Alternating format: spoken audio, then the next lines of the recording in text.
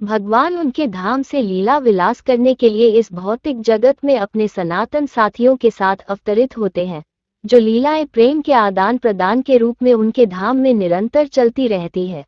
उनका प्रतिरूप वे यहाँ प्रदर्शित करते हैं, जिससे इस भौतिक जगत के बुद्ध जीव उनसे आकर्षित हो और उनके धाम में वापस जाने के लिए प्रेरित हो। आज कथा में हम सुनेंगे अक्रूर जी का वृंदावन में आगमन। नारद मुनि ने श्री कृष्ण द्वारा व्योमासुर के उद्धार का उल्लेख नहीं किया था, जिसका तात्पर्य यह है कि उसका उद्धार उसी दिन हुआ था जिस दिन असुर केशी का उद्धार प्रातःकाल हुआ था, और तदुपरांत सभी बालक गोवर्धन पर्वत पर गौएं चराने हेतु गए एवं व्योमासुर का उद्धार वहीं पर हुआ। दोनों ही असुरों का उद्धार प्रातःकाल हुआ था। कंस ने अक्रूर जी से संध्याकाल तक वृंदावन पहुंचने की प्रार्थना की थी। कंस का निर्देश प्राप्त करने के उपरांत दूसरे दिन प्रातःकाल अक्रूर जी ने रथ द्वारा वृंदावन के लिए प्रस्थान किया। वृंदावन जाते हुए अक्रूर जी श्री भगवान का यशोगान करने लगे, क्योंकि वे स्वयं भी श्री भगवान के महान भक्त थे।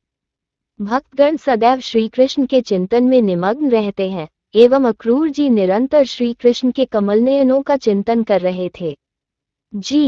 उन्हें ज्ञात नहीं था कि किन पुण्यकर्मों के फलस्वरूप उन्हें उस दिन श्री कृष्ण तथा बलराम के दर्शनार्थ वृंदावन जाने का सुअवसर प्राप्त हो रहा था।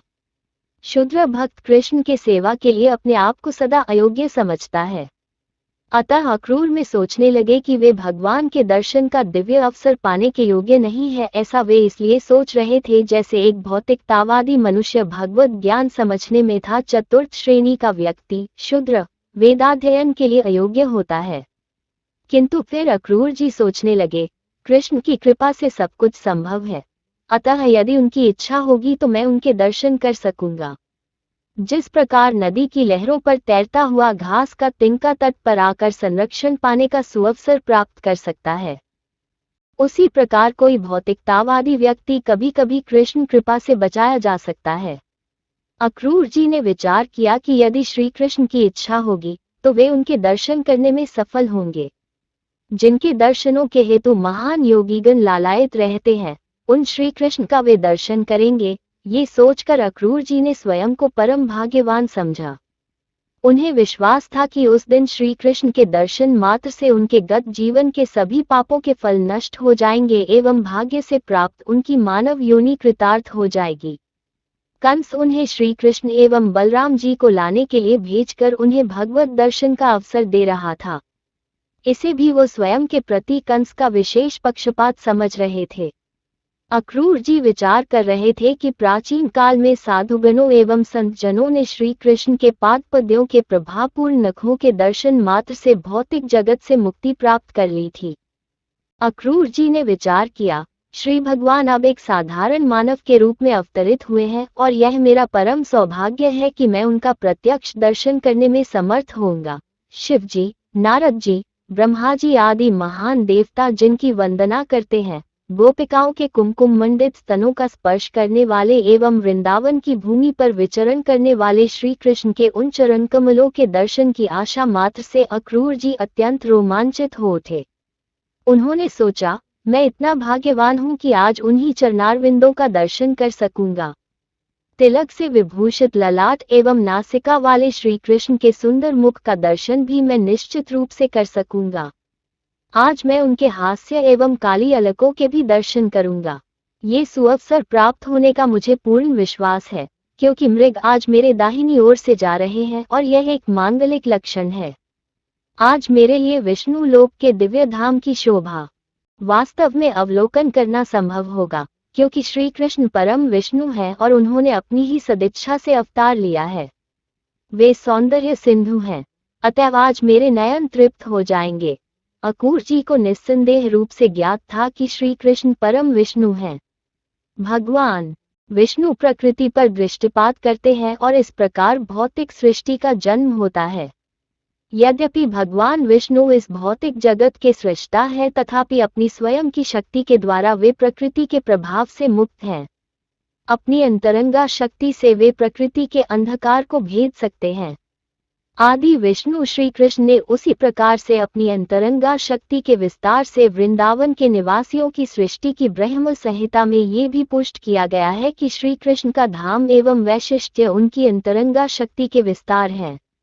वही अंतरंगा शक्ति जो वे गोकुल वृंदावन में प्रदर्शित करते हैं, पृथ्वी पर वृंदावन के रूप में प्रदर्शित हुई, जहाँ वे अपने माता पिता, अपने सखाओं, ग्वाल बालों एवं गोपिकाओं के सान्निध्य में आनंद भोग करते हैं।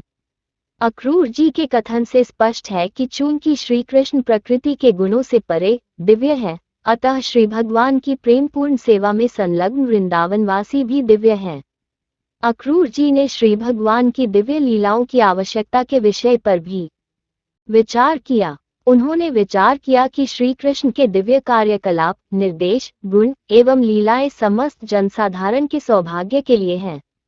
श्री भगवान के दिव्य रूप, गुणों, लीलाओं एवं वैशिष्ट्य की चर्चा के द्वारा मानव निरंतर कृष्ण भावनामृत में अवस्थित रह सकते हैं। ऐसा करने से अखिल ब्रह्मांड वस्तुतः मंगल पूर्वक रह सकता है एवं शांतिपूर्वक प्रगति कर सकता है। किंतु कृष्ण भावनामृत के अभाव में सभ्यता एक मृत शरीर का अलंकार मात्र है। एक मृत शरीर का अलंकार श्रृंगार किया जा सकता है, किंतु चेतना के अभाव में ये साज सज्जा व्यर्थ है। कृष्ण भावनामृत के अभाव में मानव समाज व्यर्थ एवं प्राणहीन है। अक्रूर जी ने विचार किया, वे श्री भगवान श्री कृष्ण अब यदुवंश के एक वंशज के रूप में आविर्भूत हुए हैं। धार्मिक सिद्धांत उनके द्वारा व्यवस्थापित नियम हैं। जो इन नियमों का पालन करते हैं वे देवता हैं, और जो इनका पालन नहीं करते हैं वे असुर हैं। परमेश्वर के नियमों के प्रति अत्यंत कर्तव्यपरायण देवताओं के रक्षण हेतु ही उन्होंने स्वयं को आविर्भूत किया है। देवता एवं प्रभु के भक्तगण श्री कृष्ण के नियमों का पालन करने में सुख अनुभव करते हैं एवं श्री कृष्ण उन्हें सर्व प्रकार की सुरक्षा प्रदान करने में सुख अनुभव करते हैं। जैसा कि भगवद गीता में पुष्ट किया गया है, भक्तों के रक्षण एवं असुरों के संहार के श्री कृष्ण के इन कार्यकलापों का श्रवण एवं कथन सदैव ही मानव का कल्याण करते हैं। भक्तों एवं देवताओं के द्वारा भगवान की इन तेजस्वी गतिविधियों के संकीर्तन में सदैव अभिवृद्धि होती रहेगी। श्री कृष्ण श्री भगवान सर्व गुरुओं के गुरु हैं। वे सभी पतितात्माओं को मोक्ष प्रदान करने वाले हैं एवं तीनों लोकों के स्वामी हैं। भगवत प्रेम का अंजन लगाकर कोई भी उनका दर्शन कर सकता है। आज मैं श्री भगवान के दर्शन कर सकूंगा, जिन्होंने अपने दिव्य सौंदर्य से सौभाग्य की देवी श्री लक्ष्मी जी को सतत अपने सानिध्य में रहने को आकर्षित कर लिया है। संपूर्ण सृष्टि एवं जीवात्माओं के स्वामी परमेश्वर को प्रणामांजलि अर्पित करने के लिए मैं वृंदावन पहुंचते ही रथ से उतर जाऊंगा एवं भूमि पर साष्टांग दंडवत प्रणाम करूंगा। महान योगीगण सदैव श्री कृष्ण के पदारविंदों की पूजा करते हैं, अतएव मैं भी उनके पदारविंदों की वंदना करूंगा एवं वृंदावन में ग्वाल बालों के समान उनके सखाओं में से एक बन जाऊंगा। जब मैं इस रीति से श्री कृष्ण के समक्ष नमन करूंगा, तब निश्चित रूप से वे अपना अभय हस्त कमल मेरे मस्तक पर रख देंगे। उनके पदारविंदों में शरण लेने वाली सभी बद्धात्माओं को उनका अभय हस्त प्राप्त होता है।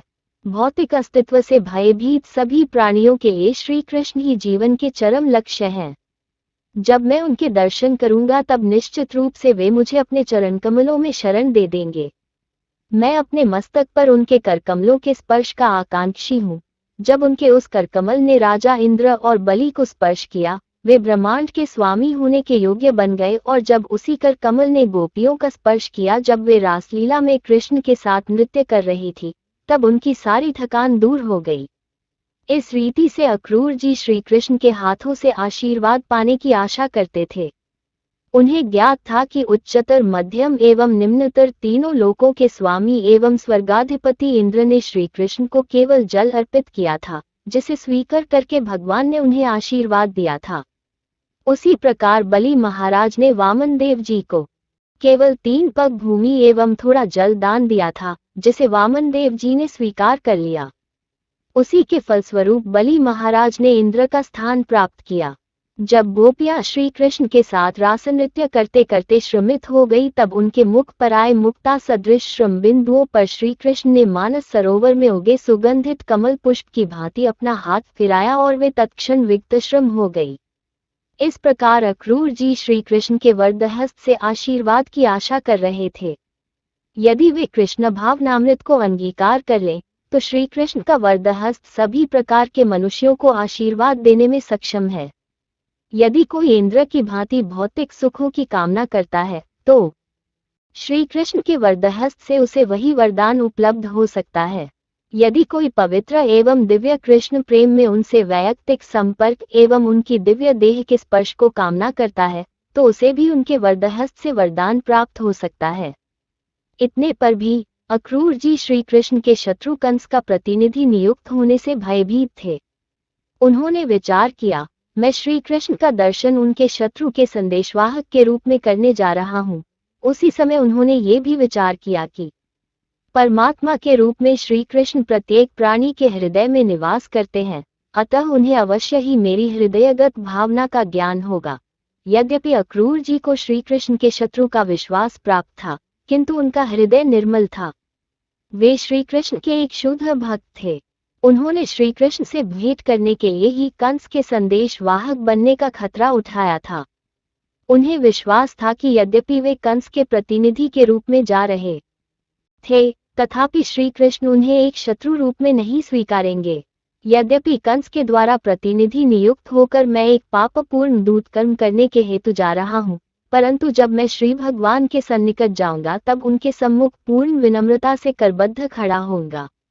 निश्चय ही मेरी भक्तिपूर्ण भाव भंगिमा से वे प्रसन्न हो जाएंगे और संभवतः वे प्रेमपूर्ण मुस्कान दे एवं मुझ पर एक दृष्टिपात कर दे और इस प्रकार मुझे सर्व प्रकार के पापों के फल से मुक्त कर दे। तब मैं दिव्य आनंद एवं ज्ञान के मंच पर पहुंच जाऊंगा। चूंकि श्री कृष्ण मेरे हृदय को जानते हैं, अतः जब मैं उनके निकट जाऊंगा वे मेरा आलिंगन कर लेंगे।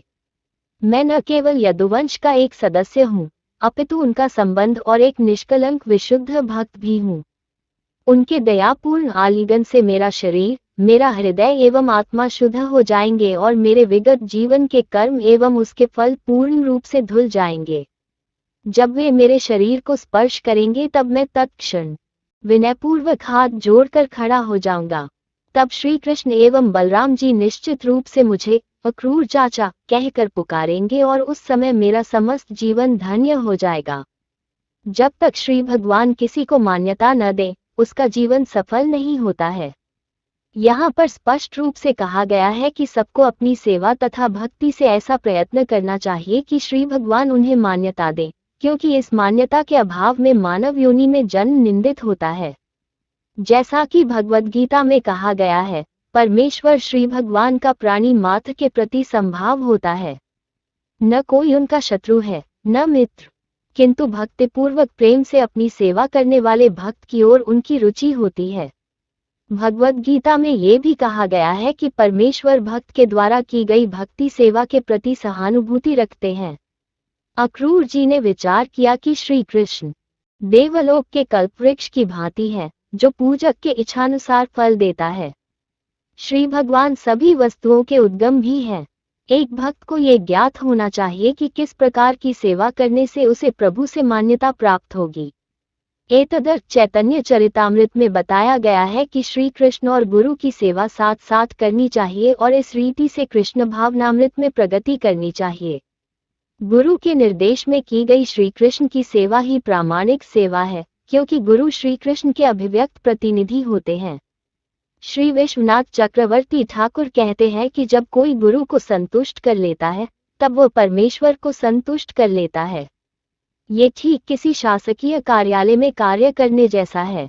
हमें विभागीय अध्यक्ष के निरीक्षण में कार्य करना होता है। यदि विभाग का निरीक्षक किसी व्यक्ति विशेष के कार्य से संतुष्ट हो, तो उसकी पदोन्नति एवं वेतन वृद्धि स्वयमेव हो जाती है। तदनंतर अक्रूर जी ने विचार किया, जब श्री कृष्ण एवं बलराम जी मेरे व्यवहार से प्रसन्न हो जाएंगे, तो निश्चय ही वे मेरा हाथ पकड़ लेंगे, मुझे अपने घर के अंदर ले जाएंगे और आदर पूर्वक मेरा अनेक प्रकार से आतिथ्य करेंगे। मुझसे कंस एवं उसके मित्रों की गतिविधियों के विषय में अवश्य ही प्रश्न करेंगे। इस प्रकार वफल के पुत्र अक्रूर जी ने मथुरा से यात्रा करते समय श्री कृष्ण का ध्यान किया। दिवसावसान तक वे वृंदावन पहुंच गए। श्री कृष्ण के चिंतन में लीन अक्रूर जो कि समस्त यात्रा समय की गति का अनुभव किए बिना ही व्यतीत हो गई। जब वे वृंदावन पहुंचे, सूर्यास्त हो रहा था। ज्यों ही उन्होंने वृंदावन की सीमा में प्रवेश किया, उन्हें गोपद चिन्ह एवं श्री कृष्ण के पग चिन्हों के दर्शन हुए। श्री कृष्ण के चरण वे ध्वजा, त्रिशूल, वज्र एवं कमल पुष्पादि उनके पगतल के लक्षणों से युक्त थे। कृष्ण के दिव्य चरण कमलों के ये चिन्ह तीनों लोकों में सभी देवताओं और अन्य महान व्यक्तियों द्वारा पूजे जाते हैं।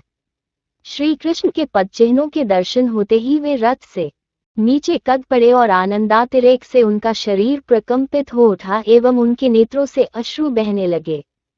श्री कृष्ण के चरण कमलों के स्पर्श से पावन उस धूलि के दर्शन करके हर्षातिरेक से अक्रूर जी मुख के बल धरती पर लौटने लगे। अंकुर जी की वृंदावन यात्रा आदर्श है। वृंदावन यात्रा का विचार रखने वाले को अक्रूर जी के आदर्श पद चिन्हों का अनुसरण करना चाहिए एवं सदैव श्री कृष्ण की गतिविधियों एवं लीलाओं का चिंतन करना चाहिए। जैसे ही कोई वृंदावन की सीमा पर पहुंचता है, उसे अपने भौतिक पद या प्रतिष्ठा का विचार किए बिना तत्काल वृंदावन की पावन रज का अपनी देह पर आलेप करना चाहिए। श्री नरोत्तम दास ठाकुर ने अपने सुप्रसिद्ध गीत में गाया है, विषय छाड़िया कवे शुद्ध हवे मन। इसका अर्थ है, इंद्रिय सुख के दूषण को त्याग देने के पश्चात जब मेरा मन शुद्ध हो जाएगा, तब मैं वृंदावन की यात्रा करने में समर्थ होऊंगा। वास्तव में केवल टिकट क्रय करके कोई वृंदावन नहीं जा सकता है। अक्रूर जी ने वृंदावन जाने की प्रक्रिया को दर्शाया है। जब अक्रूर जो ने वृंदावन में प्रवेश किया, तब उन्हें गोदोहन के निरीक्षण में व्यस्त श्री कृष्ण एवं बलराम जी के दर्शन हुए। श्री कृष्ण जी ने पीतांबर एवं बलराम जी ने नीलांबर धारण किया था। अक्रूर जी ने शरद ऋतु के पूर्ण विकसित कमलदल जैसे श्री कृष्ण के नेत्रों का भी दर्शन किया।